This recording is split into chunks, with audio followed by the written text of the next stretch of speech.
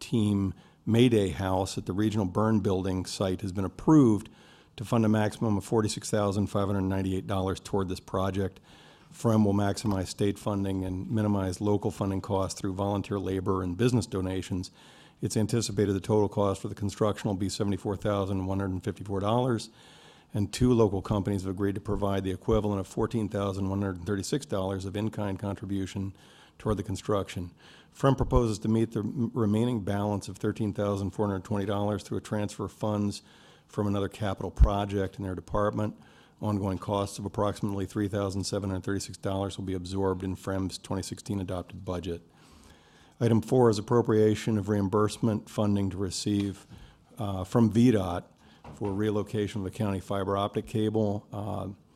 This is in connection with VDOT's Harrison Road widening project near Route 1 and requires a relocation of county fiber optic cable with the total cost of the relocation at $18,966. And staff requests the board approve to accept the $18,966 VDOT reimbursement and to increase the enterprise-wide fiber network project by that same amount to cover the total cost of relocating our fiber optic cable. Item 5 is approval of contract renewal number 1 to Revere Gas for delivered propane gas. This is pursuant to an IFB that was issued to solicit bids for the purchase of delivered propane to support our operations. Revere was awarded the contract at various county locations, and this is the first renewal of a 4-year renewal option.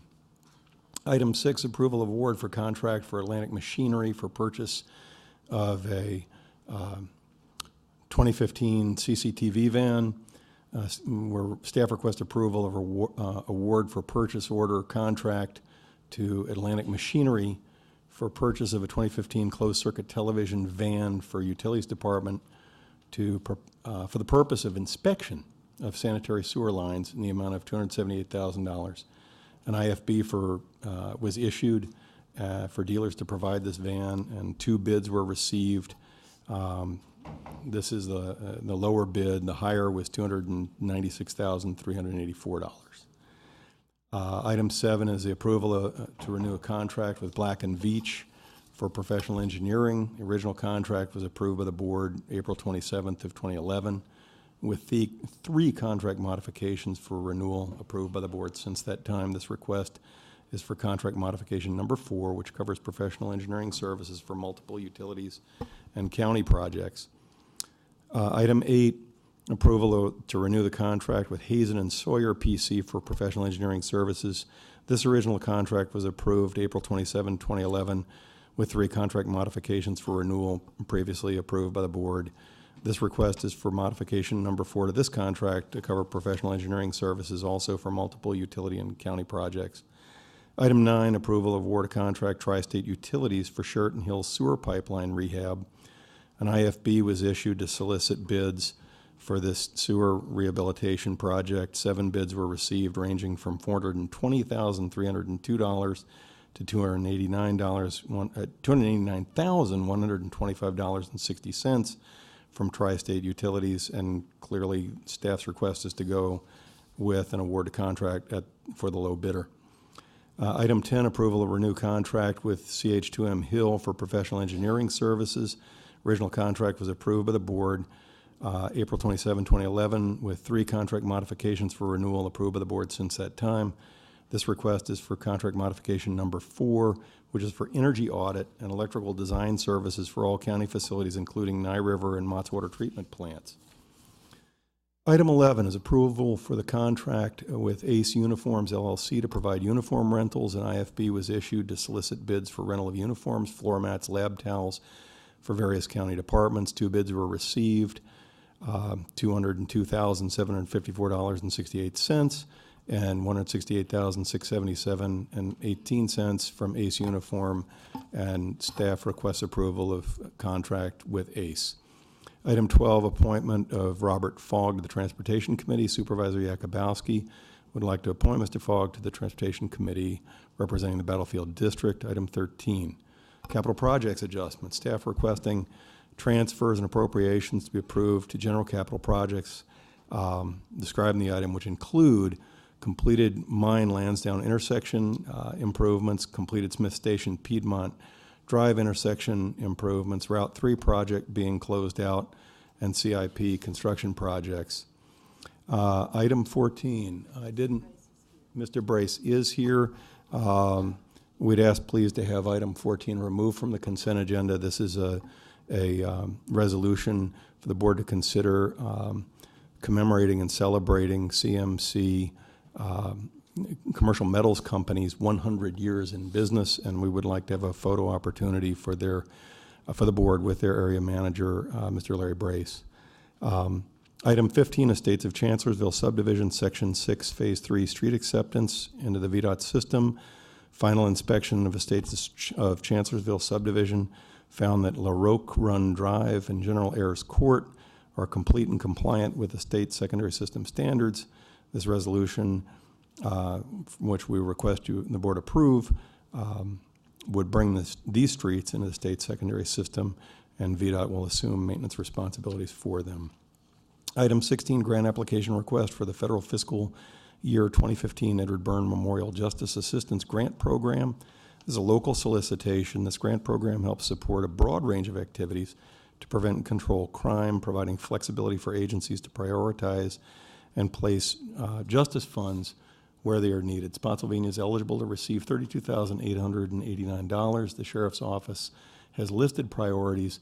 No local match is required for this grant. The application deadline is June 26, 2015, and this is simply the request for the board's authorization to submit that grant request. Item 17 is a request to submit a COPS hiring program grant application. Justice Department will make competitive grant awards for law enforcement agencies in an effort to create and preserve jobs while increasing community policing and crime prevention efforts. The CHP grant provides up to a maximum of 75% in federal funding for entry-level salaries and fringe benefits of full-time sworn officers for 3 years, with a federal cap of $125,000 per position over the 3-year grant period. The Sheriff's Office would like to submit a grant application for one entry-level deputy position to be a floating school resource officer for the 16 elementary schools which do not currently have a resource officer assigned to them. If approved by the board, the county will request $125,000 in CHP funding to cover the personnel cost, and during the 3-year grant award period, the county would need to provide approximately $89,408 to meet the local match that is required by this program. After the grant expiration in 36 months, the county would also need to provide approximately $81,343 in personnel costs to retain the position for the required 12-month period. Item 18, request to submit a grant application for federal fiscal 2015 Department of Justice body-worn camera pilot implementation program. This DOJ grant program requires a 50% local match. The Sheriff's Office would like to request $26,000 in federal funds for various grant programs, which would include 43 body-worn cameras. The Sheriff's Office would provide the match, if awarded, from a combination of asset forfeiture funds and through the department's existing FY16 adopted budget. The application deadline is June 16, 2015, and again, this item seeks approval of application for that grant. And that is the consent agenda, and again, would recommend and request removal of item 14 from the consent agenda, the CMC rebar resolution, for separate reading by PIO Kathy Smith. Are there any other items that need to be removed? Is there a motion to approve? Motion to approve. With item 14 removed? With item 14 removed. Any discussion? Seeing none, please vote.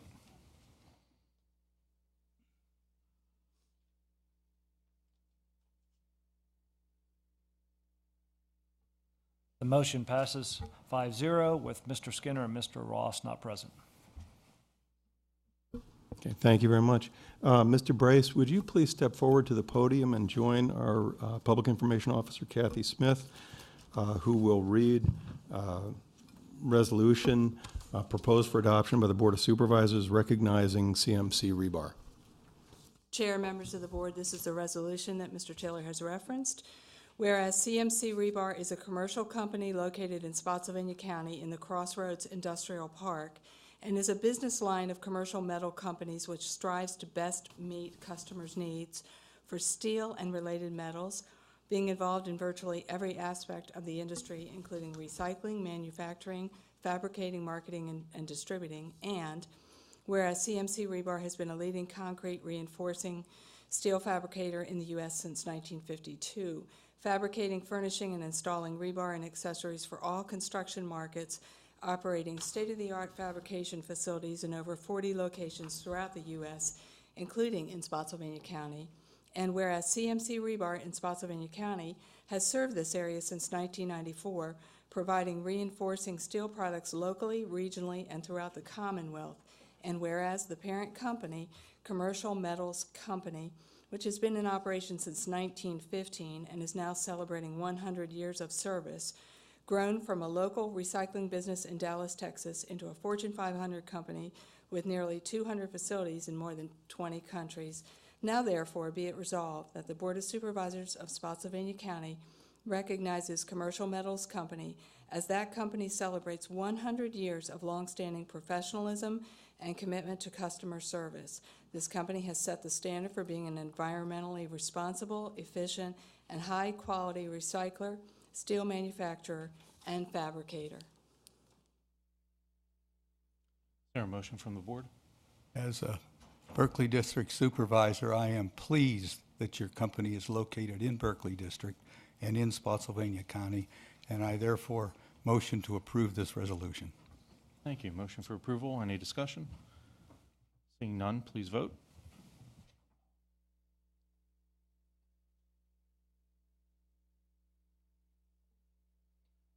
The motion passes 5-2 with Mr. Ross and Mr. Skinner not present. And if the board would step down to the well for a photo opportunity with Mr. Brace.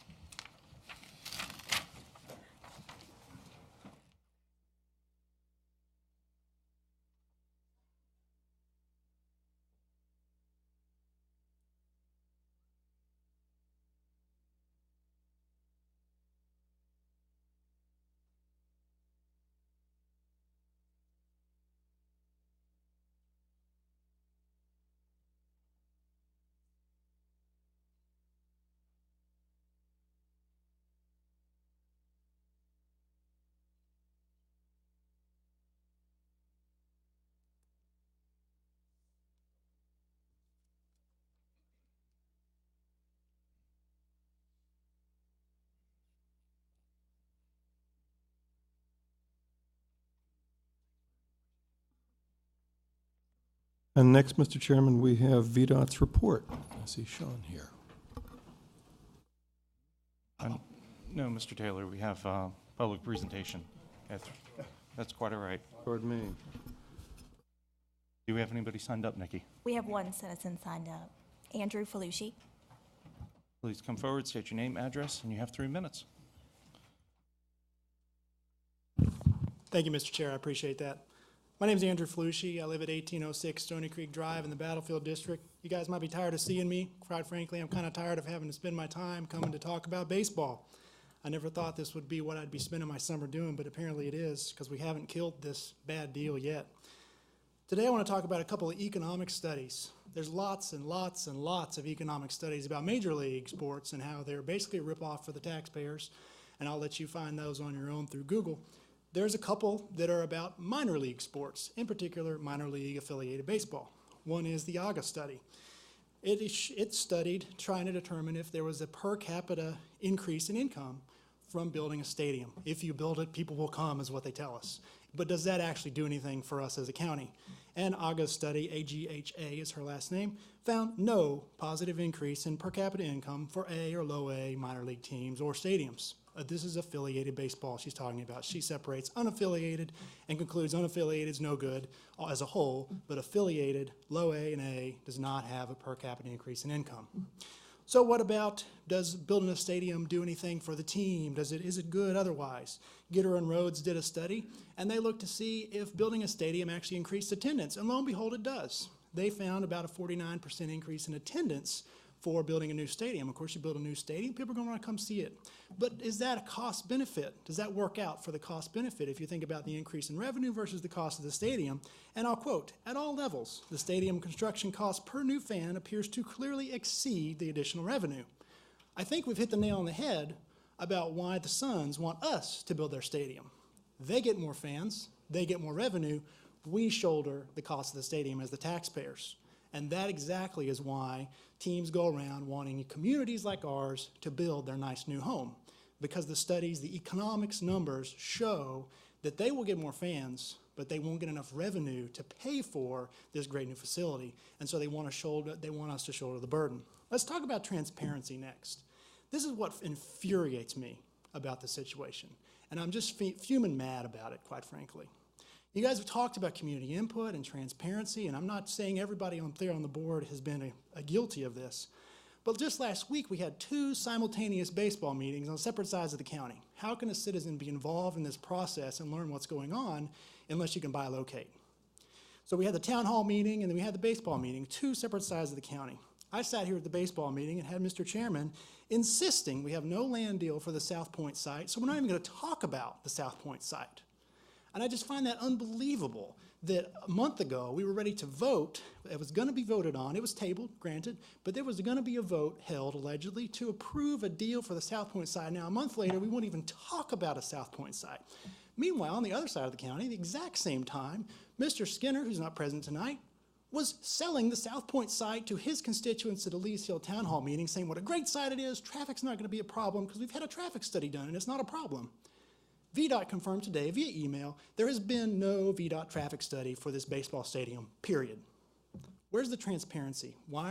I'm the one accused of misinformation, and all we're getting is doublespeak and misinformation from some members of the board, and it's despicable. Next, let's talk about taxes. We keep hearing nobody's proposed a tax increase. And I sat here last week and watched my own supervisor, the Mr. Chairman of the board here, suggest that we have a ticket tax. That's what I call a tax increase, more taxes. Now, he may be thinking that we're not talking about increasing property taxes, and if we want to parse words, that's fine. But to a common person who votes you guys in and out of office, more taxes is a tax increase, period. And Mr. Skinner was having the same line over at his meeting. Now let's talk about the net present value calculations. They were put up on the county website a couple weeks ago and show a $63.5 million loss to the county if we build this stadium versus if we just let the land develop on its own. If we let the free market, what a concept, the free market actually control, we're going to lose $63.5 million. Those numbers were distributed to the board on page 32 of a giant PDF, buried, where you'd have to dig to look for them. They were put online briefly. They're offline now. Sir, we They're do need you offline. to wrap up. Your time has expired. I'm I'm sorry, sorry, I our don't have lights a- aren't working Okay. at the okay. moment, but your 3 minutes has elapsed. I appreciate it. All I'm asking is we need to stop the secrecy, we need to stop the doublespeak, and we need to stop this stadium. Thank you.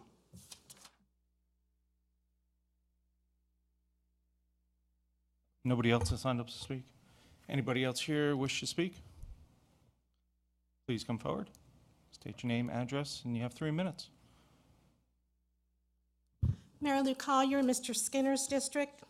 I attended Mr. Skinner's town hall meeting last week, and although he's not here, I want to thank him for having that meeting. And I posed the question, and it kind of irked him a little bit. I says, why are we having a town hall meeting with you tonight at the same time that there is a baseball committee meeting at the courthouse? And he indicated that family and this and that, it had to be this.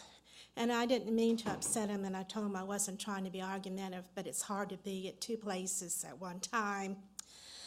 A question was posed, how many in this room are for the baseball stadium or are against it? Everybody raised their hand except 3 people, and 2 of the 3 people were Mr. Skinner, this gentleman that was Mr. Skinner's PR, and he's also the president of the Baseball Association, and I don't know who the other person. We had a capacity crowd at that meeting, and it was verbally indicated that there were a lot of questions that needed to be answered, and a lot of people are against this baseball stadium. I really think those were really pretty pictures that he was showing on the slide presentation, but in reality, are those really what's going to be at this stadium, or were they just for showmanship? A lot of questions need to be answered, and I appreciate a committee formed to try to get down to the brass tacks, but ultimately, it's a bad deal. It's going to cost everyone a pretty penny to have something like this. And he posed the question, well, would you want this baseball stadium if it didn't cost you anything? And I asked Mr. Skinner, are you saying that they will come and put the stadium in for no cost, not 1 cent to the county? Oh, no. Well, I don't know why he asked such a silly question, but we know it's going to cost us, and it's going to cost us dearly if it goes through. But I appreciate you digging down and getting a lot of answers to a lot of the questions. But bottom line, you need to go with what your constituents ask. And in this case, if the majority says no, we don't need a baseball stadium, then in particularly Mr. Skinner needs to vote no. And if he votes yes for a stadium, even though the constituents say no, that's pretty sad. Thank you. Thank you. Anybody else here wish to speak? Seeing nobody rise. If I might just take a second with the indulgence of the board, there were two things that were said, and I'd like to correct what is going on. The meeting that we had on May 5th, we actually tabled the discussion and asked for an extension so that we can dig down deeper into a better lease for the county, which is what we're in the middle of doing. That lease, though, did have a contingency that it would not go forward if a land deal was not agreed upon. Also, the fact that we had a meeting at the same time that Mr. Skinner was holding his town meeting that was set up by him for his district Thursday night just turned out to be when everybody could meet. There was no conspiracy. There was nothing to try to get people to not be there. We actually are going to have them televised, which was an oversight by us to not have the very first one televised so that everybody can see exactly what is going on, but they will be from here on.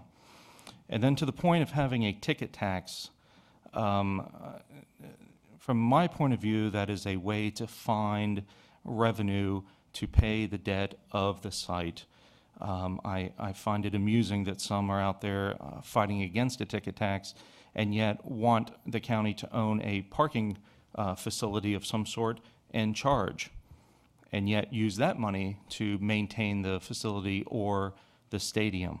A ticket tax is nothing more than a pure user fee. If you don't want to pay it, you do not go to the game. If you do not want to pay a ticket tax at the Coliseum in Richmond, do not go. If you don't want to pay a ticket tax at Celebrate Virginia with the concerts that go on there, don't go. You do not pay them.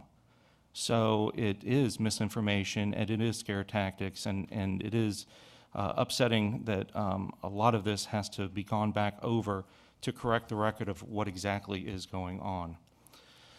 So thank you for the indulgence, and if we can continue on, Mr. County Administrator. Yes, Mr. Chair, next is VDOT's report. Thank you, Sean. Good afternoon, members of the board, county administration. I'm going to give you your June update. First, I will start with some items that we've got going on June 24th from 5 to 7 p.m. There will be a public hearing for the I-95 river crossing. That public hearing will be at the James Monroe High School in the city of Fredericksburg, and it will provide attendees an opportunity to review and comment on the draft environmental assessment for the proposed Rappahannock River crossing. On this Thursday, June 11th, there will be a Transportation Committee briefing on the Route 3 Access Management Study that has been before the Transportation Committee once. I think they're coming back right now with the finalized recommendations. Now I will go over some of the preliminary engineering items. The Exit 126 IMR report and study. The environmental work session was held with the county staff on May 19th. It was presented at the last Transportation Committee meeting on May 14th, and the draft IMR was also completed on May 14th. The planning study is planned on being concluded this month. The next step is for county staff and VDOT to sit down to review the preliminary results from the planning study, because through that study it's found that there are a multitude of projects that need to be completed by 2040. So we're going to get together and try to prioritize what projects need to happen in what order. Next, I wanted to give an update on some of the actual construction projects that we've got going on. The Gordon Road Park and Ride expansion, that expansion of the new lot will be complete on August 6, 2015. We're actually coordinating with the farmers market right now regarding the plans for the maintenance and the resurfacing of the new lot to make sure that their operations can continue. We are talking about maybe potentially having them relocate to the Salem Church lot also. Now to go over some of the concerns that were brought up at the last board meeting and since the last board meeting. Mr. Chairman, there was a request to review the signal timings at Route 1 in the Courthouse Road. Our signal staff is reviewing that right now to see if we can make any kind of accommodations on Route 1 through the 208 signal to make sure it doesn't back up on either approach. Mr. Sabula, there was a request to review logging concerns in Saddlebrook. We went out and reviewed those. We've made some temporary repairs. The pavement condition is bad. We're waiting for the loggers to get out there, and then we're going to do some permanent repairs, and we are looking at prioritizing the entire subdivision for the 2016 resurfacing schedules. Mr. McLaughlin, you had a request for us to review Master Apprentice Church Road for Share the Road. I shared last time that we were going to install those signs. We've ordered them, and they should be installed by the end of the month. Mr. Skinner isn't here, but he had some requests. He had requests for us to review drainage concerns on Fendale Lane. Our maintenance crews went out there yesterday and cleared out the drainage pipe, and we're working with the HOA to look at the feasibility of installing some type of screening device to prevent debris from getting into the drainage easement. We also had a request to review no parking signs for Harvard Street. That review was completed, and the information was sent to Mr. Skinner on June 3rd. We've also had an outstanding request for us to review the drainage concerns in Lee Hill on Lee Hill School Drive. We're waiting for our environmental clearance before we go in and do that work. So we'll be conducting that work once we get that environmental clearance done. Ms. Heidick, you had requests for us to evaluate the trees along Monrovia Road. Those trees are going to be removed. We're just waiting to get the right of entry from the property owners to go out there and remove those trees. There was also the request for Wingfield Corner signage. We're still working on that with county administration. And there was also a request to have vandalized signs on Post Oak Road replaced, and those signs have been replaced. Yes, ma'am. Mr. Chair, on the sign for Wingfield Corner, are you working with the gentleman also in terms of? We haven't contacted him. We have all your information. We're trying to Okay. get something put together to justify Okay, putting this. so because to see where you all think the sign would be most appropriate. Okay. And then thank you very much for the Monrovia Road and the Post Oak Road. Also, I mentioned this to you before the meeting, but I was coming down from Fredericksburg the other day, went through the school zone at Spotsylvania High School. At the light, you have the light at Old Courthouse Road and the Parkway. And just as after you go across that intersection and you're past the driveway for the school, there's a 55-mile-an-hour speed limit sign. And then a couple hundred feet down the road is the in-school zone sign. And I think it's very confusing because people come around, they think 55 is the speed limit and they can take off, but they're still in the school zone. So if we can maybe move the sign or figure out some way to make it clear that when the school zone's in effect, they have to stay at 35. I will have traffic engineer look at that. Thank you. John? I had a request I meant to get to you earlier, but haven't had a chance. Site distance on Partlow Road and Blockhouse.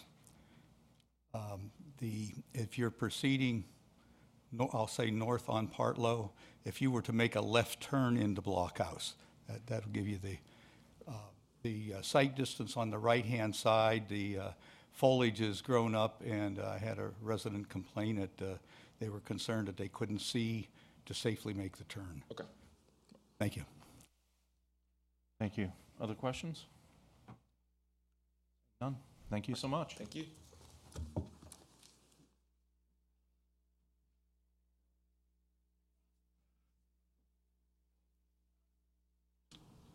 Next, Mr. Chairman, we have Rose Hayward with Employee of the Quarter recognitions.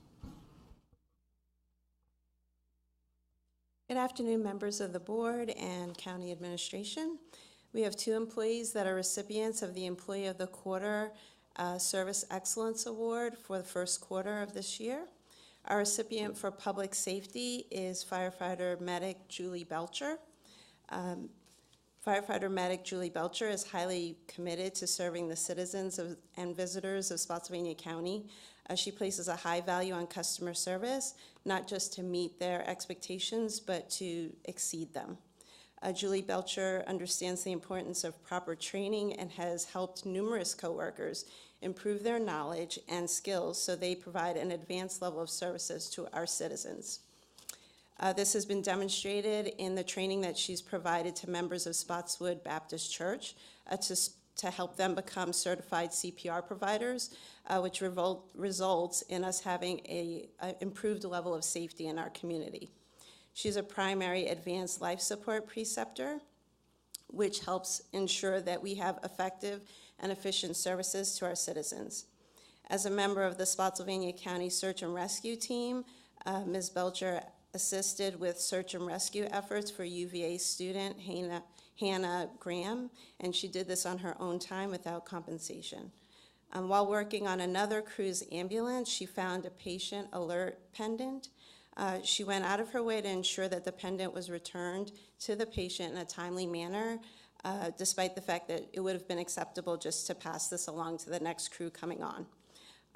Julie also and her crew recently found a vehicle that was broken down in a roadway.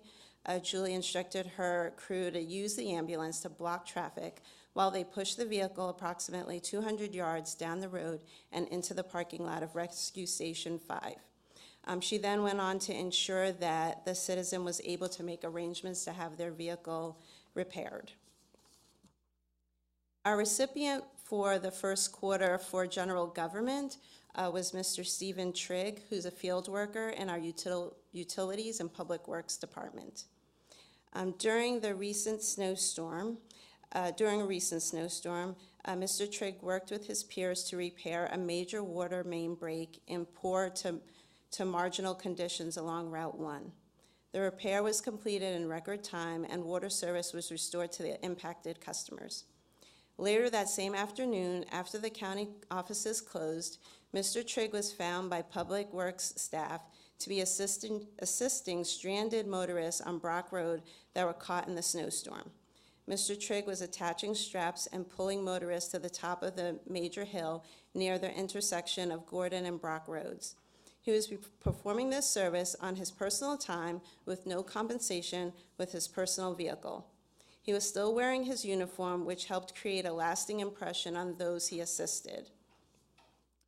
He did this not because it was something that he had to do or something that he was even asked to do, but instead with the heart of a public servant. I would ask that firefighter medic Julie Belcher and Mr. Stephen Trigg, who I believe couldn't make it today because unfortunately he had a funeral to attend, but I'd ask that firefighter Julie Belcher come forward so that she can receive her recognition from the board. And I'd ask that you join me in congratulating her.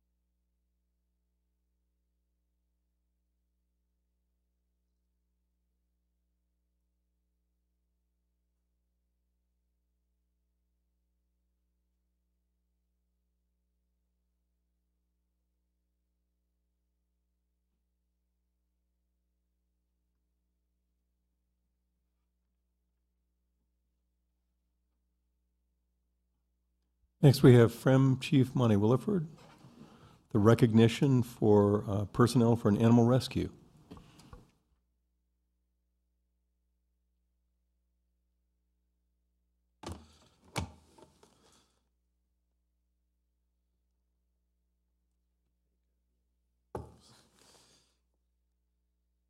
Okay, Mr. Chairman, members of the board, I'm delighted today to appear before you to recognize those firefighter medics that are with me today, specifically firefighter David Barrera. Again, you've met firefighter medic Julie Belcher and firefighter Josh Templeton. In addition, he didn't come up today, but Captain Tom McGinnis and Chief Snellings, who is actually not here today.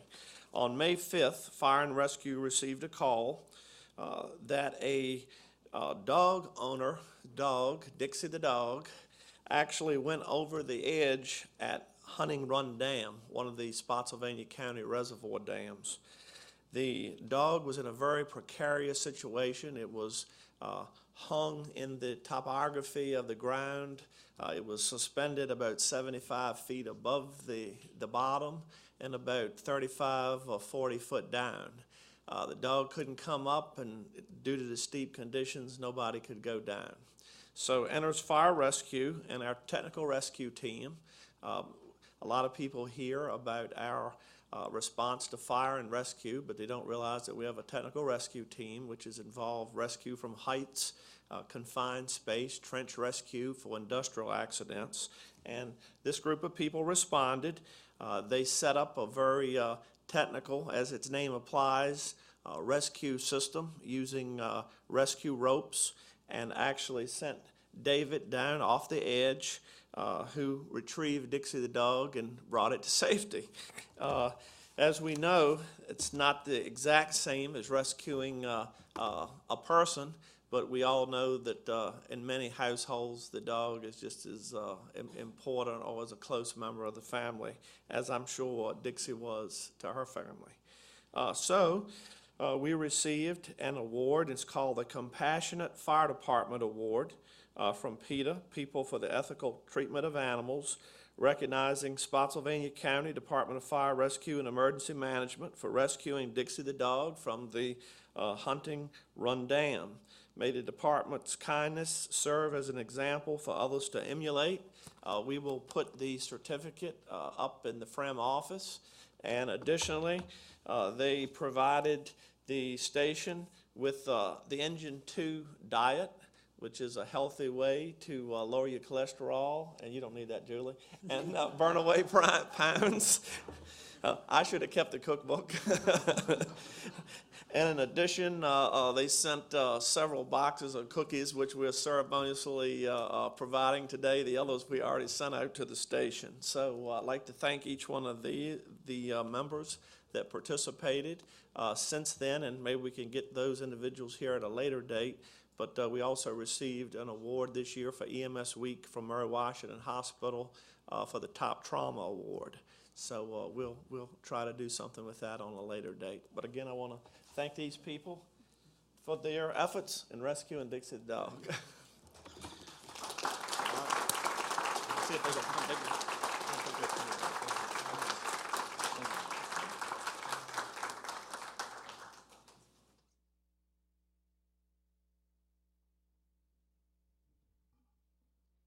Next item, Mr. Chairman, we have planning here bringing back for vote SUP 15-0002, Dominion Virginia Power Communications Tower.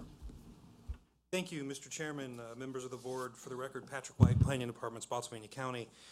At your meeting last month on the 26th, we brought before you SUP 15-0002 for a communication tower at the in the Chancellor voting district. There was a problem with condition number 2, and we had asked that the case be continued. At that time, there was a presentation. The case was open for public comment. There was none. Since then, our attorney's office has been in communication with theirs, and we have an amended condition 2. That condition, now I'd be glad to read it for you. It follows. The county shall have first right of refusal for the installation of components of the county's communication system at no cost to the county. In this situation, Chancellor Substation, the applicant can make space available / license on the proposed new communication tower for a Spotsylvania County Emergency Services antenna and waive the typical annual rent, if the antenna installation is feasible from an engineering perspective as determined in good faith by the applicant. This is a high voltage substation with enhanced security. Any cost to install and provide access will need to be borne by future co-locators, including the county. In addition, after the original county equipment is installed, if an escort is required for any future visits to the site for maintenance or equipment changes, the county will be billed for the related costs. The county will sign any requisite non-disclosure agreement for this co-location. Apart from that change, there are no other changes to the recommended conditions. Staff does recommend approval. The applicant is present. We have we can present another, go through the presentation again, and otherwise I'll stand by for your questions. Thank you. Any questions? Mr. McLaughlin? Real quick one, and I think I might have asked this, but we don't have any intent to use this tower, do we, in the near future? No, sir. No. This isn't part of our new radio network system. Not to my knowledge. Thanks. Any other questions? Seeing none, is there a motion from the board? Motion to approve. Motion by Mr. McLaughlin to approve. Any discussion? Seeing none, please vote.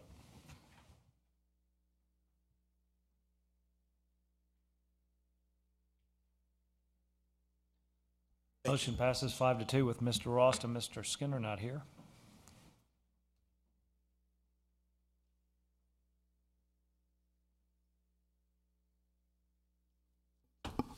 All right, County Administrator's report. This is my first report as your new county administrator. Less than an hour into my first meeting. Things are going fairly well. Would like you to hear it here first, and we will have a more formal recognition coming back to you. But county staff has learned today that Project SEED, our Spotsylvania's Environmental Education Development Project, has won a national award and recognition from VACO.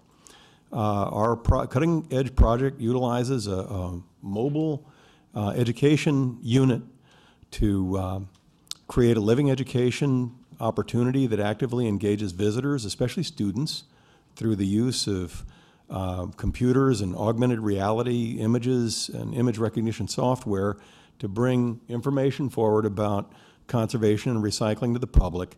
As I say, we'll bring this item back for formal recognition, but it's quite an honor to win this national award, and we wanted you to hear about it first.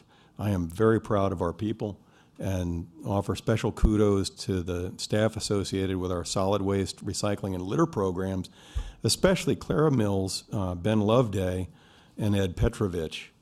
Also, in the vein of staff recognition, I want to read briefly, it is a very brief email received by Rick Roberson, our Deputy Zoning Administrator, from Edwin Pardue, who is the General Manager of Dominion Raceway. Dominion Raceway had its first event the very last weekend in May, Mopar Palooza at Dominion Raceway. And General Manager Pardue wrote, Rick wanted to take a moment to thank you and the entire crew, county staff, over there for helping us pull off our first major event. We could not have achieved this success, the success we did, without your assistance. We had a huge crowd, full hotel rooms, happy gas stations and convenience stores, national exposure for the county, and raised $60,000 for Fisher House. We had top executives here from Chrysler and had the great-grandson of William Chrysler here, the company founder. Mopar Palooza is already committed to returning to Spotsylvania County next year. In fact, over 200 cars have already signed up for the show. Again, thank you, and this is just the start. Edwin Pardue, General Manager, Dominion Raceway. Our staff, coordinated by Rick, worked out inspections, permits, and basically anything that was needed from the county to enable Dominion Raceway to hold this event, and I'm thrilled with their success and happy for the staff's good work. Upcoming events on June 20th at 10 a.m., which is a Saturday. There will be a ribbon cutting at the John J. Wright School. It's in the parking lot for the African American Heritage Trail. This is a county-developed driving trail experience that encourages citizens and visitors to explore and learn about and preserve Spotsylvania County's local African American historical resources. It is resourced by a Preserve America grant from the National Park Service. All are invited to join in the ribbon cutting ceremony, and that is June 20th at 10 a.m. down at John J. Wright. Robert Newton, the thrift shop director at SECA, has been selected to receive the 2015 Governor Spotswood Award this year. He will be honored at a ceremony on Friday, June 26th at 6:30 at the Marshall Senior Center, and the public is invited to attend that recognition. Also coming up is the 11th Annual Stars and Stripes Spectacular. That is coming on Saturday, June 27th. Mark your calendars. It starts at 3 p.m., and the community and region are all invited to our unique celebration that this year will include music and kids' games and activities, moon bounces, and lots more, and of course, our terrific fireworks. And that, Mr. Chairman, is all I have. Thank you. Move along to board reports. Mr. McLaughlin? Nothing to report. Crampy? Nothing at this time.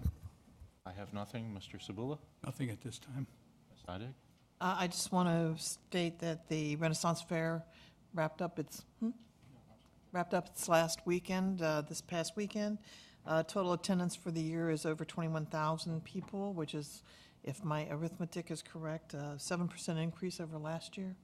And they had a very successful year, and so far we've been able to park all the cars. So, but I think that this is a great event for Spotsylvania County. It brings a lot of people in, and I know our businesses around the lake appreciate the business that they get from the Renaissance Fair participants. And that is all. Thank you. Mr. Chair, at this time, I do believe we have only one item for closed session, and there would be time, I believe, to tuck that closed session in briefly, but before the 4:30 call-in, if that would be the board's pleasure. Sounds great. Be your resolution to adjourn into closed meeting. Whereas the Spotsylvania County Board of Supervisors desires to adjourn into closed meeting for discussion concerning a prospective business or industry when no previous announcement has been made of the businesses or industry's interest in locating or expanding its facilities within the community, namely a manufacturing and/or distribution company, and whereas pursuant to Virginia Code Section 2.23711A5, such discussions may occur in closed meeting. Now therefore be it resolved that the Spotsylvania County Board of Supervisors does hereby authorize discussion of the aforestated matters. Thank you. Motion? So moved. Motion to go into closed session. Please vote. Please vote now.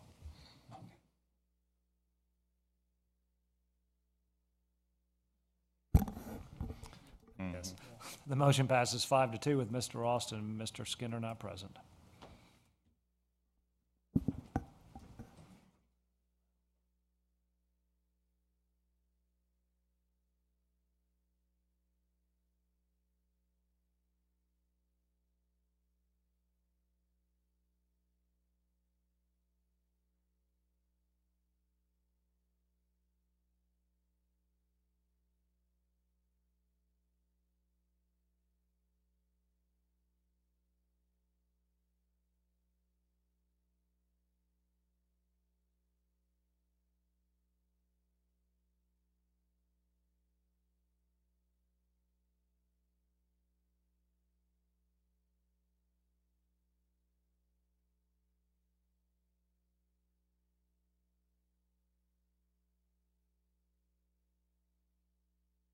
Pursuant to an affirmative recorded vote and in accordance with the provisions of the Freedom of Information Act.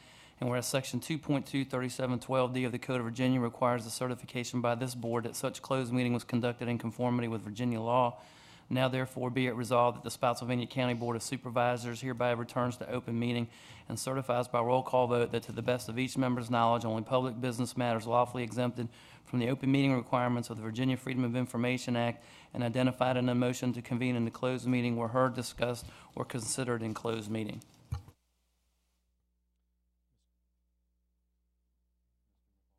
Is not present.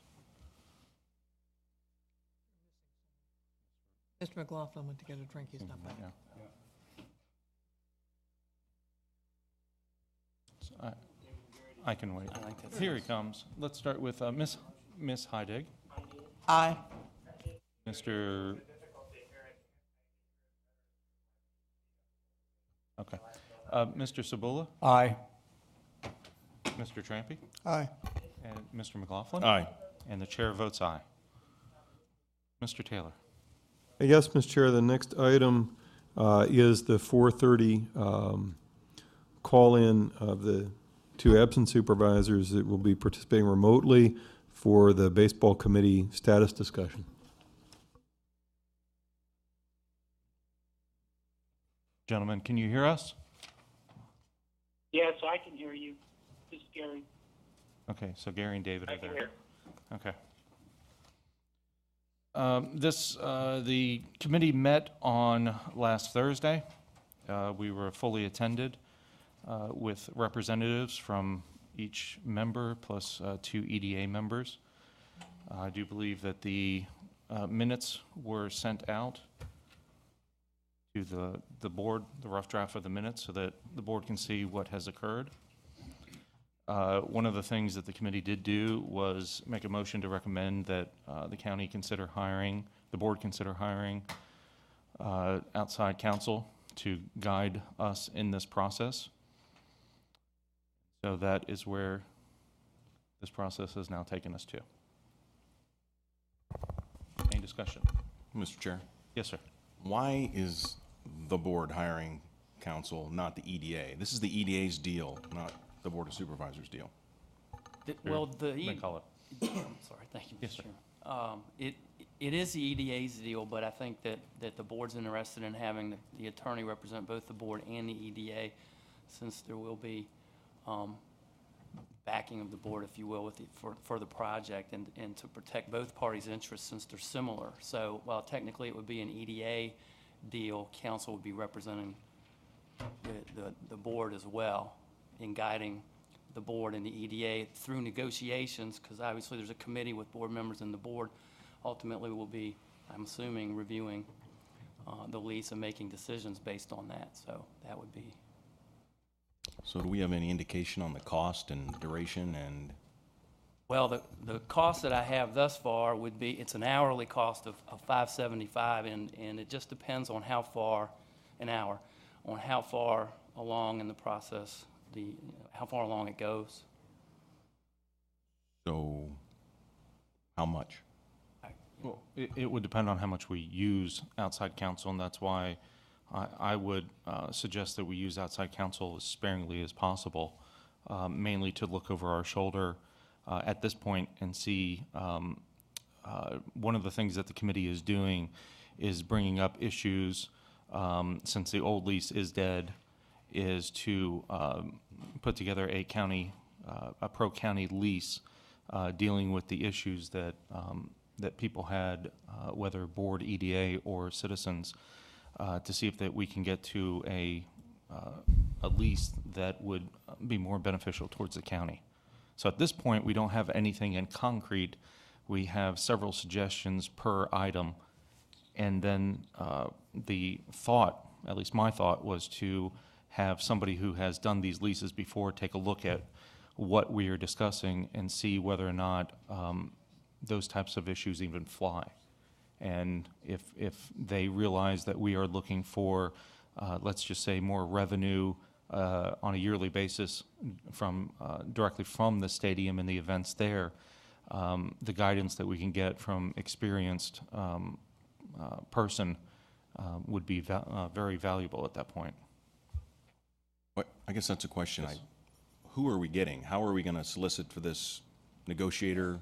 What are their qualifications? I mean, how do we? There's Attorney Mark Arnold, and I have qualifications I can forward to the board. I thought I had, but I can resend that.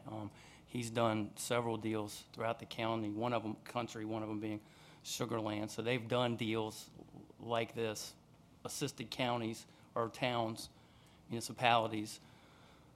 So he's at a. What did he charge those other jurisdictions last time? I don't know. He gave me the overall cost to complete the deal. So how much was that? Includes the lease, anywhere from 90 to 150,000 plus, depending on the size of the project.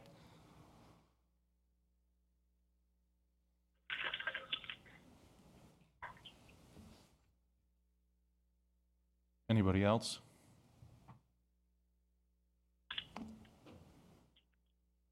I would. I guess. Mr. Chair? Yes, yes, sir. Yep. So it is a little difficult to hear on our end. So I would just ask the question of, do we have any indication from minor league baseball about what they're going to give? Is there any indication? I mean, we were told, I know we've got the extended deadline that's now July 31st, but I wonder if any board member or the EDA members have had interactions or communications of any kind with the team that would say, yeah, we're going to start with this clean slate, or are we starting pretty much from the old lease and going to move that way? Is there any, do you have any information on that status? Well, I don't. I would say that what the committee is doing right now is going over the specifics, the specific problems of the previous lease and what was contained therein, and trying to find a different way to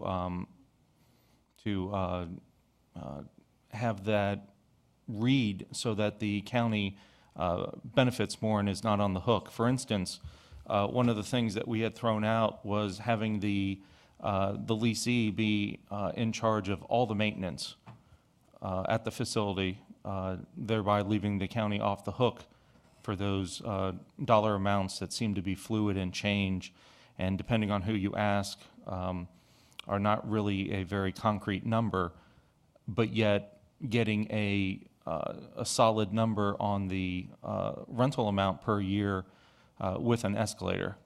So what the committee is actually doing is putting together a term sheet to then bring forward. My hope would be that the attorney could then look over our shoulder as we're doing this and see whether or not those things in the other deals that he has done will, number one, fly, and number two, if there's a better way to do and get accomplished what we're trying to get accomplished.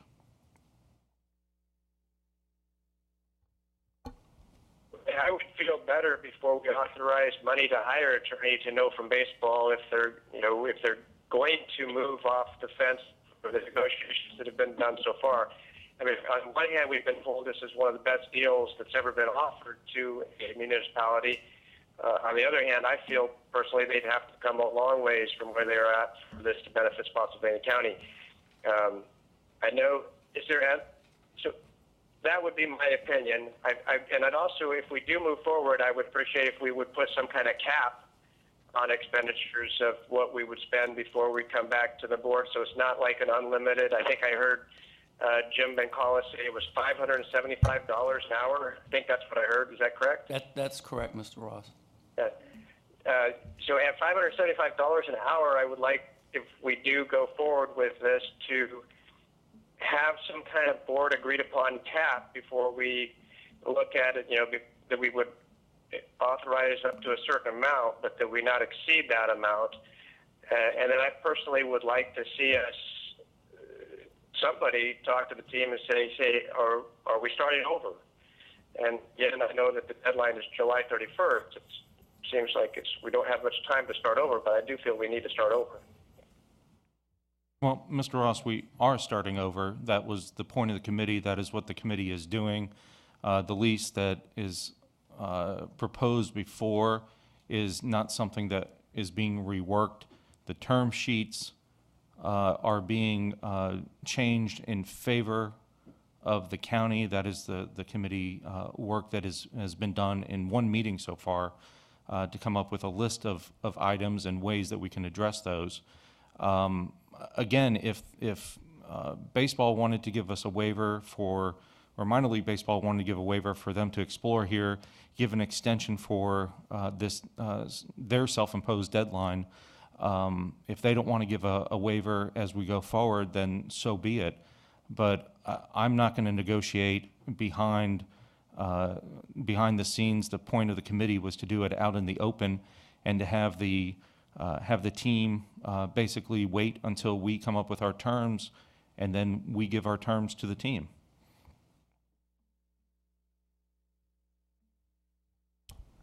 Other questions? Yeah, Yes, sir. Mr. Chair, I guess my whole thing is that the committee met last week, and I was hoping we'd have more of a plan. We don't have the POA&M, which means we don't have a schedule. You have a deadline of 31 July for a decision from the county to commit $42.5 million worth of taxpayer money, and there's no plan in place. We don't have a strategy. We don't have a list of demands that we want on this lease. I mean, we're so far apart on this lease from what they proposed to what we really need to make this even to think it's feasible. If you look at it, and they did a net present value study, there was a $36 million delta by doing nothing, and that assumed you sold the stadium for $50 million 25 years later, which nobody's going to pay $50 million for a 25-year-old stadium. So that was a very, wishful thinking study. So this is a significant delta. How are you going to overcome that $30+ million net present value in this lease? Well, that is a land deal, Mr. McLaughlin, that we do not presently have. The purpose of the committee is not to negotiate land deals or to negotiate parking decks, but to negotiate the terms for a lease. I don't understand how you come up with that. It's a package deal. You need the land, you need the parking garage based on the initial discussion. If you don't have the land if you don't have the parking garage, the overall cost analysis won't work. And why would you negotiate a lease without assuming there's land and parking and everything else associated with it? That makes no sense. Because you can do multiple things at the same time. We don't Well, have explain to those wait. to me. Explain What are those multiple things? Lay them out to the public so you can tell them exactly what we're doing, because you're getting ready to commit $42.5 million of taxpayer money without a plan. Mr. Tell me what it is. Mr. McLaughlin. Lay it out for the public. Lay it out, what we're doing. I will do what I feel that I should do. Do you feel you should not tell them what we're going to do? We are moving ahead with a committee that you voted against, the formation of that, or I'm sorry, you voted against the extension of the deadline, not the committee. I take that back. The committee is set up to get the terms of the lease together. As we move that forward, we can also get the land deal complete. It doesn't mean one has to be done and we have to wait on the other. This is simply here to talk about the committee as it was set up, and do we hire outside counsel, which was in the original motion to set up a council, set up a committee, hire outside counsel to guide the county through this process. If you do not feel that we should hire outside counsel, that's your choice. I personally would like to see outside counsel hired at a very small rate to make sure that we are heading in the right direction. It's that simple. Well, Mr. Chair, I have an objection to that because $575 an hour is not a small rate. We have no cap on it. We don't know how involved this process is going to be. So that's my concern, is that we're going forward to hire somebody without a plan. That's why I would vote no against this, until you have a plan, which we don't. Well, that's why the motion can then have a cap. It can have a deadline. It can have how many times we talk to the lawyer. The whole point is to have them take a look at what we have started and to see if it is something that we want to continue with or not. If you do not feel that an unended open amount of money is wise, which I would agree with you, put a cap on it. I have no problem with that. But if you don't feel that we should go ahead and hire outside counsel, then vote against that. But I do think that we should have an expert take a look over our shoulder, see what we're doing, make sure that we are moving in the right direction. Any other discussion?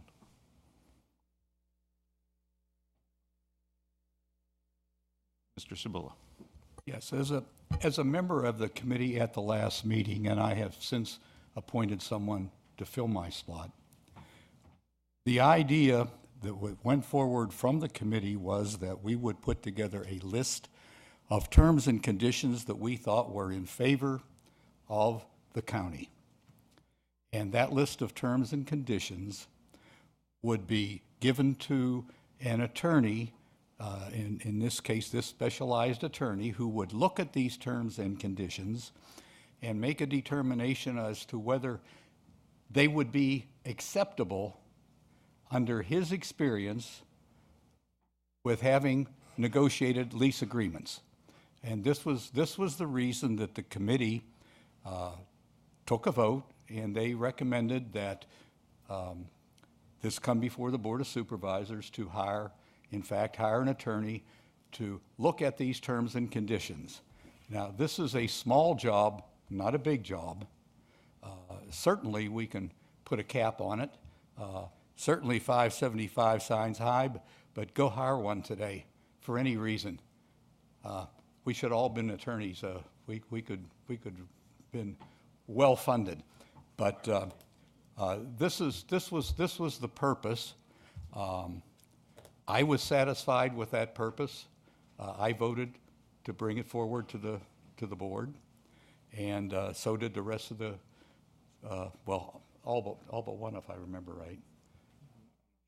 I forget the vote now, but it was a majority vote to bring it forward to the board, and that's where we sit now. That's the purpose of looking at the attorney. I think that's a sane way of approaching this situation. If we certainly don't want to vote for something that we have no clue about. We were put under a gun in the past. I think we're taking a sane, reasonable approach to this. And if the figures come up wrong, if the conditions come up wrong, it's not something I would vote for the county. So having said that, and I appreciate what you said. My last statement on there is that, did we run the numbers against your proposed changes? That the changes that you stated, that the list of changes that you want to see on the lease, did we run numbers and see how much more beneficial they are to the county than the previous lease? Are you asking me?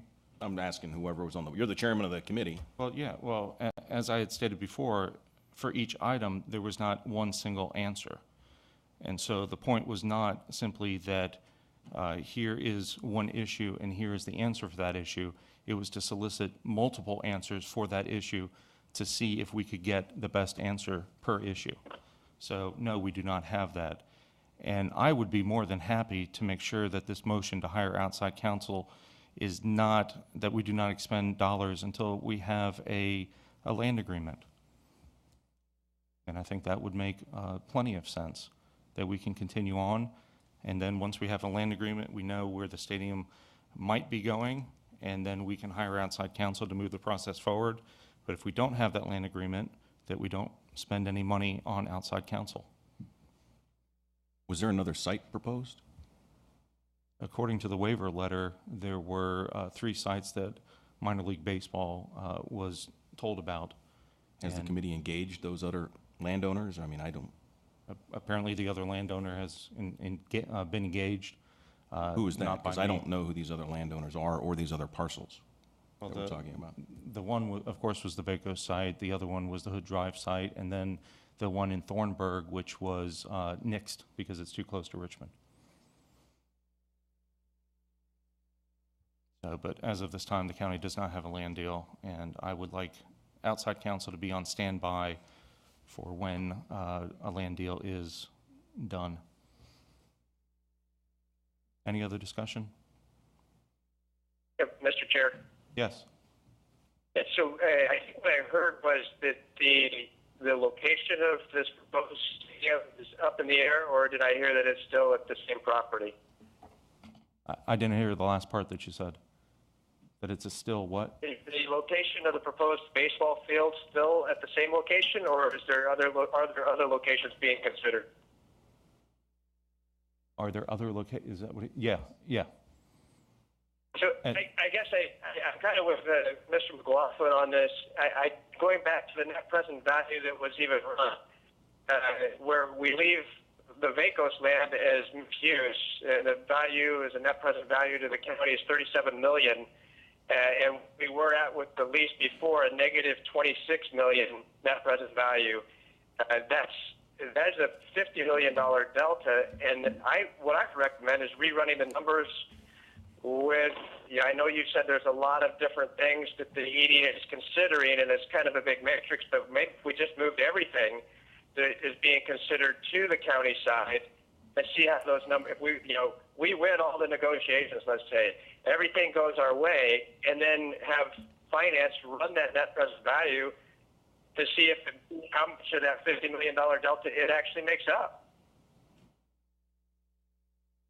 Would that be a reasonable thing before we hire an outside attorney, just to see if the numbers would line up if we get everything we want?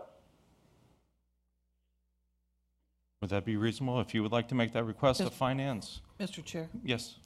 I have a little concern with the direction this is taking because, as you know, when we had our financial advisors come in, they were looking at basically the property tax and that sort of thing. In many cases, the adjustments that are being made to the lease are, at this moment, sort of unknown and perhaps unknowable.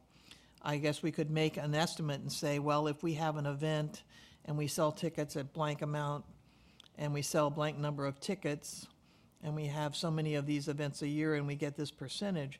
But, I mean, we're really putting together what I would consider to be smoke and mirrors.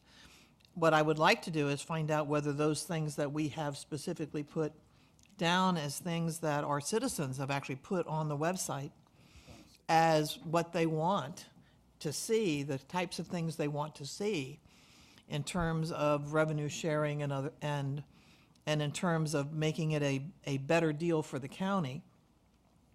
And I think that it would be important for us to know that these are things that we might be able to get now. And the review, certainly from an attorney who's done this before, would be helpful in helping us make that decision. By the same token, however, just because he says, no, this will never fly, doesn't mean I'm willing to take it out of the lease. Because if it's something that we and our citizens feel we need, then, to me, the last person in the negotiation is the ball team. And who knows, they may actually say, okay. But I certainly think that we do need some guidance in terms of, even at the meeting, we were talking about certain things like naming rights and that sort of thing, and had some discussion on the importance of the ability to sell it on the team versus, if we said, well, we get to sell the naming rights and that kind of thing. So I really would like to see us hire an attorney to look at this with a cap on it at this point. Thank you. Anybody else? Is Gary still with us? I've only heard David. Okay. Are you there? Yes, I am. Okay. Just wanted to double check. The only question I have is, has anyone made the motion for this yet? I've not heard that. No, sir. Thank you. Mr. Chair? Yes, ma'am. In that regard, I would like to make a motion that we contract with experienced counsel not to exceed, say, $30,000, which would be roughly 6 hours of work. 60? 60,000, oh, I'm sorry, no. That's not what I meant. That's not what I meant, okay. $30,000, which would be 3 hours of work. 30,000, it's 575, I haven't done the math, but it would be. I'm an English major, I don't do arithmetic. About 60 hours, up to 50. 50 hours. Yeah. 50. 52. Okay, so the motion is to hire outside counsel with a cap of $30,000. And can I add to that a friendly amendment that we don't engage counsel until we have a land deal? My concern would be that we're getting in a catch-22. the person with the land may not want to enter into a deal until they know that there's something sort of concrete on the table, and yet we're not going to put something concrete on the table until we have a land deal. That's my only concern with that. Okay. That a lot of the noise and confusion has been created by the fact that people are uncertain sort of where all the moving pieces are. And so I'm a little reluctant to accept that friendly amendment, just because I'm not sure, first of all, if we're talking about two different sites, which land deal? Right. And second of all, to me, if it comes back and they say, none of this stuff you're asking for is ever going to fly with the team, and then we put it in the contract and the team says no, then we don't need a land deal anyway. Okay. Amendment withdrawn. So the motion on the floor is to hire outside counsel with a cap of $30,000. Any discussion? Just last question. In that pot of money, the contingency money, where's it coming from? The $30,000? It would be coming from the budget of where we set aside $1 million for things that might come up during the year. Am I correct? Is that where it's coming Mr. from? Mr. County We have no other Administrator? commitments on that money? Yeah, I would come from the unappropriated fund balance. The contingency fund? Yeah.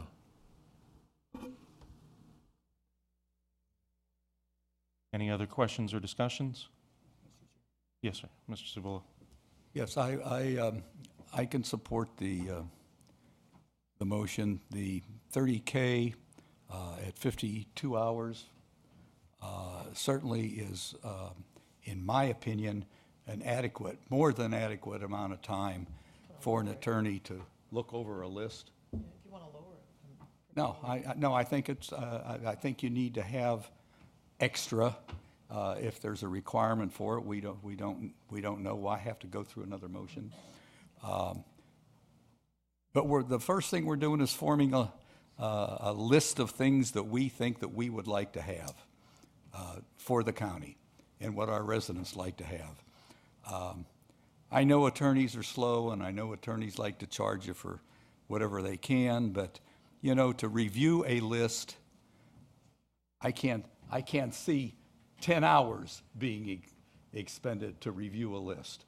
It just doesn't make good sense. So therefore, I support the motion. Thank you. Any other discussion? Inform them of the motion, sir, so they heard Yes, just to make sure that Yeah, they just heard. on, as you're talking about, my concern is we have a list we present, but has the list been, tagged to a financial benefit to the county? Because right now we're going forward and saying, well, yeah, the list looks good. Well, how does the list respond to a $42 million loan?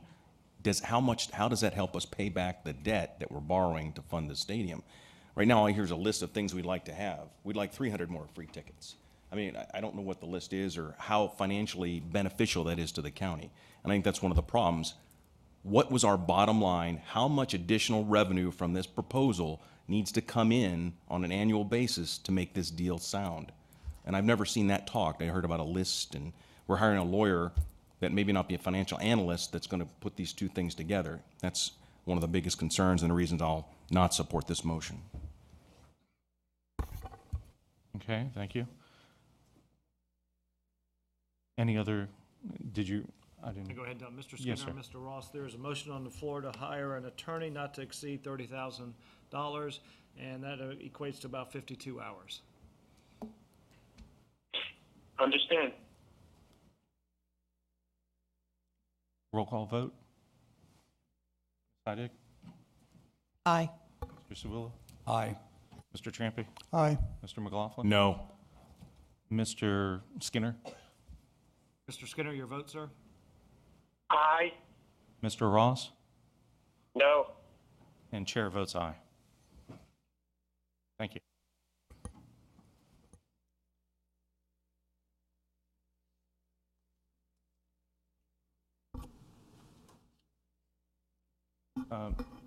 And- Moving along? And Mr. Chair, just. Yes, sir. Yeah, or yes, ma'am, I'm sorry. Is there more discussion on this? Because what I wanted to do was make sure that the citizens understood there's another committee meeting Mr. Chair. Thursday night at 7 o'clock.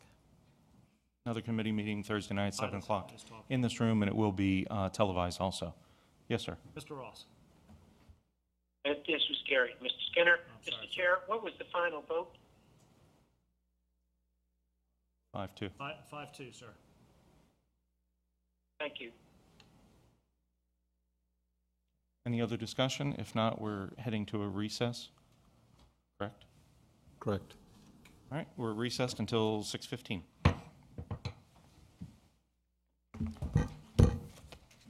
Thank you, Brian. Appreciate it.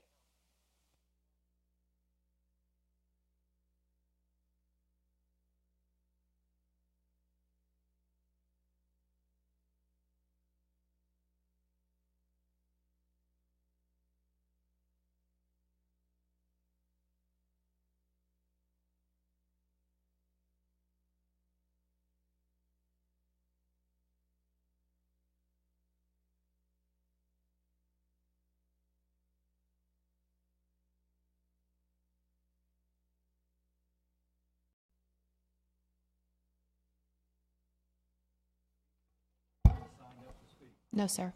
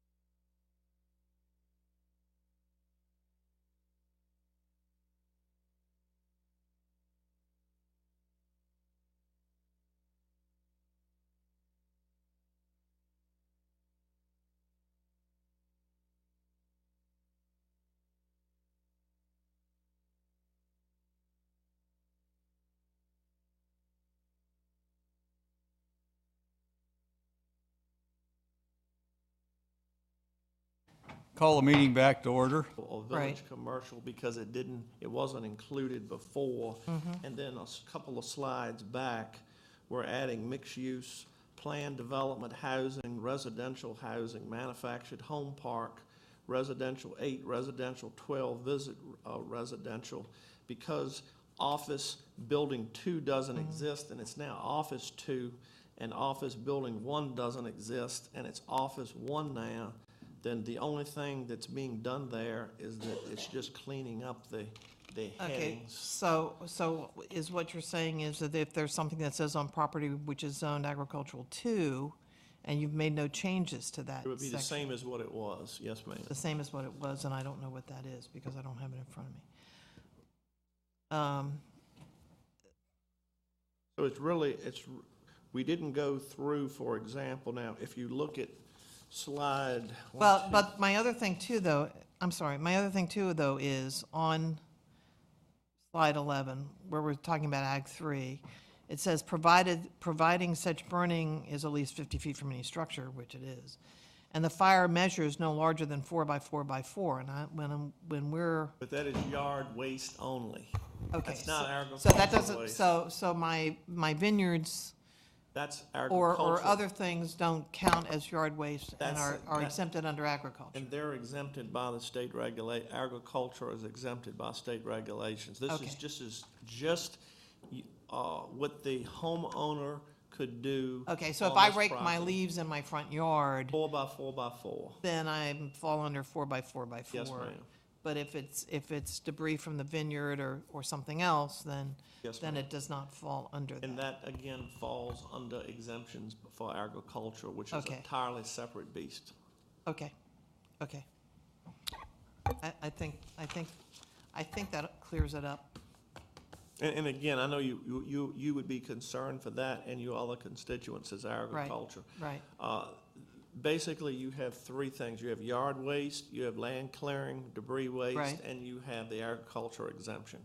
And Okay. because we're not even dealing with any changes or whatever to that, that's why you're not really Okay, hearing anything okay, so I don't see tonight. that because it's not, There's no change. we're not doing anything to that. Yes, Okay. ma'am. And what I was telling my constituents was, I think we're just bringing things into alignment with state code, which they said is okay with them. Yes, ma'am. Probably because of the agricultural exemption, but I just want to make absolutely clear And when that, we say we're bringing it in, we're not really even bringing changes in. Right. We're really just bringing definitions and making state agencies Right. and code sections, bringing those in alignment more than anything. But there is the definitions, but again, that's yard waste and debris, and okay. land clearing waste. And this 4 by 4 by 4 is in the state code? That is in the, I believe that one is the fire prevention code. Yes, Okay. ma'am, statewide Okay. fire prevention code. All right, I don't mean to give you a hard time. No, that's why. I just want to make sure we're not. I'm here to answer your questions. I just want to make sure we're not interfering. Okay, thank you. No, Yes, ma'am. I'm done. Mr. McLaughlin? Yeah, so Chief, let's get out of the agriculture for a second and go to just a regular homeowner. You're saying that he can't have a fire greater than 2 feet high? There's different exceptions and things, just let me know where you are. Yeah, let's see. Recreational fire means an outdoor fire burning material other than rubbish where fuel being burned is not contained in an incinerator, outdoor fireplace, portable barbecue grill, or pit no more than 3 feet in diameter and 2 feet in height. I know that's the big one, that's the definition of open burning. So basically we said you can have a 3-foot fire 2 feet high, or you're going to jail. Or the other one says a bonfire 5 feet by 5 feet by 5 feet. I mean, how do you enforce that? And then that's not a bonfire at 5 feet tall. Okay, all right, first of all, a bonfire has a specific purpose. That would be like a type of ceremonial fire, which might be at a school or maybe a church or something. Let's say scouts. Scouts would be another good example. And for safety, they set the size of the statewide fire prevention code. Is that law? Yes, sir. So no more than 5 feet tall, a fire. 5 by 5 by 5, I believe. Mr.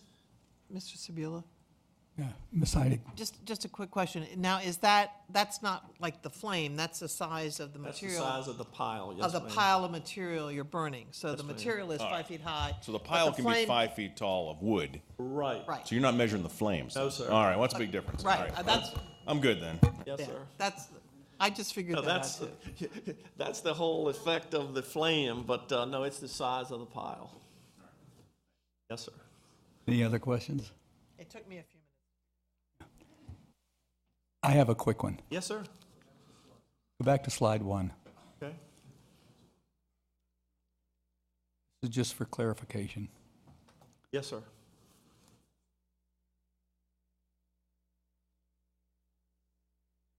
My reason for the question is the American Legion does a flag burning ceremony. Yes, sir. I believe that the pyre is maybe exceeds 5 foot in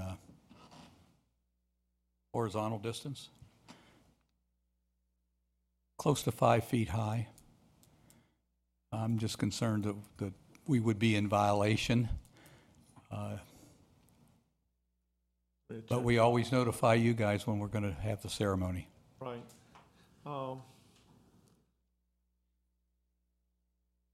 Again, like I believe Ms. Heidig just asked, all of these definitions are nothing specific to Spotsylvania.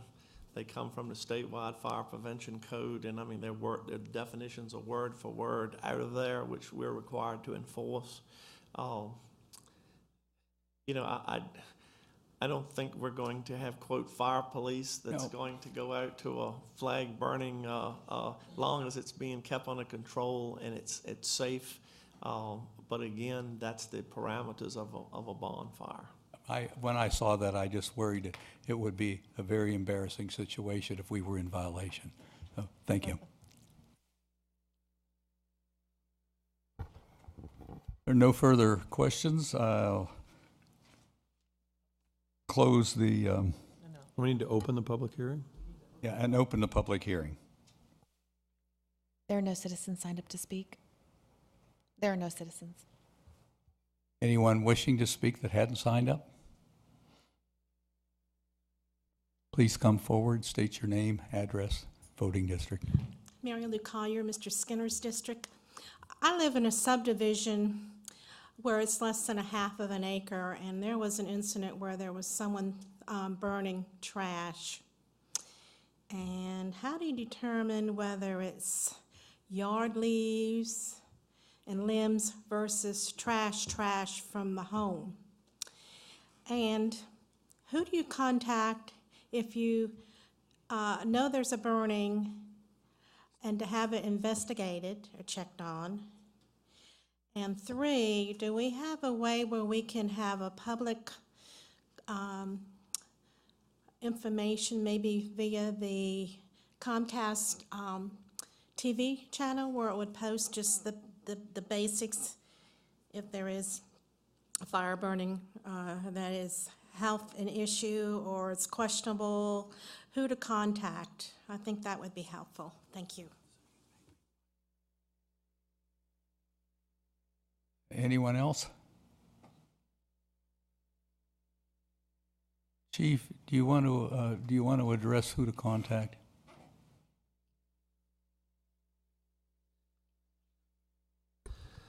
Basically, if we get a burning complaint, it would normally go into 911, and 911 would probably, especially after hours and on weekend, would send out the closest fire engine company to take a look at it. If they determined it was not an approved burn, they would ask the person to extinguish it.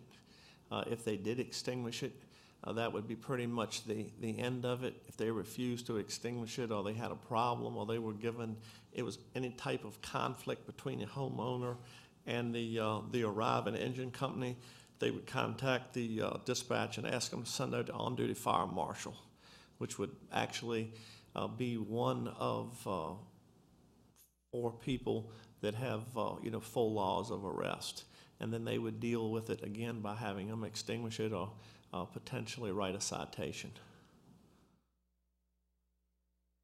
Thank you. And in addition to that, I would also say that if there was information that could be posted on the two TV stations, that would probably be helpful to our Okay, and then constituents. we can also make sure we put it on our, our web as well. And I believe it actually has. I can't say it has been because you haven't approved it yet, but once you do, then we would put it there as well. Ms. Martin brought up to my attention that 5 by 5 by 5 is actually, it identifies bonfire, and I haven't had time to look at it. I may have misspoken about the 5 by 5. The 3 and the 2, those are in the statewide fire prevention code.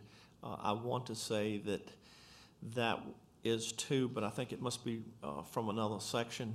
But I do want to go back and state that I may have stated that inappropriately. Okay, thank you.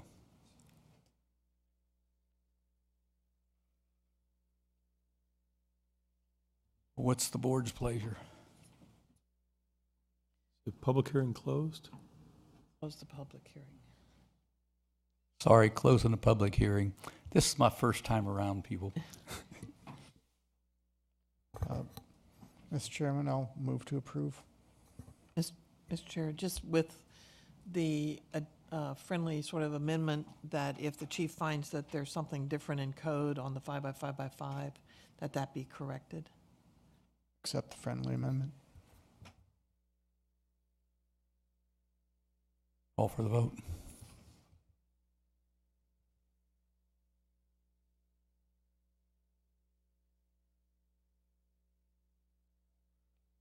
The motion passes 4-0 with Mr. Ross, Mr. Yakubowski, and Mr. Skinner not present. Next item on the agenda is new business. The next board session will be June 23rd, at 6 p.m. Does anyone have anything else? I hear a motion to adjourn. So moved. Adjourned.